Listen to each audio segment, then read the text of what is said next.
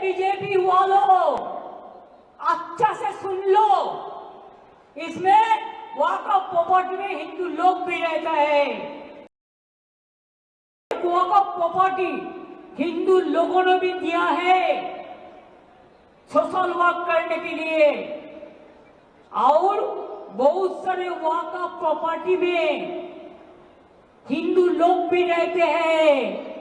ए BJP वालों, अच्छा से सुन लो, इसमें वक़्फ प्रॉपर्टी में हिंदू लोग भी रहता है।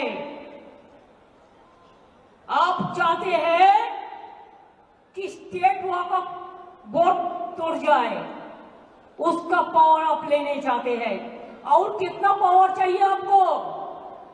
आम गाছে আমি হয়, আম গাছে আমরা হয় না।